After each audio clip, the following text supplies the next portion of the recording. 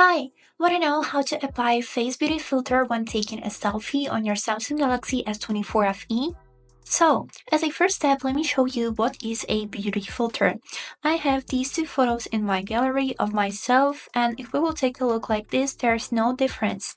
But let's take a look on this photo more closer. You can see that my skin is mostly perfect. There's no redness, no pimples, no pores visible. It's just good at all. But if we will take a look on the second photo, here you would be able to see some redness. You can really good see my birthmarks, and on the nose you can also see some mini pimples and also pores. So basically this beauty filter is smoothing out your skin and you can really clearly see the difference.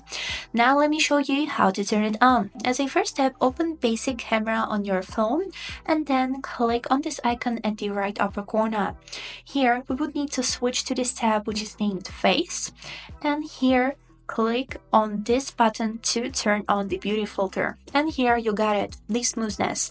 Here you can see levels from 0 to 8, and if you would like to smooth out your skin a little bit, not that much, you can leave it for example on 5 or even lower. And this is it. Now you know how to make perfect selfies. I hope this video was helpful. Thanks for watching.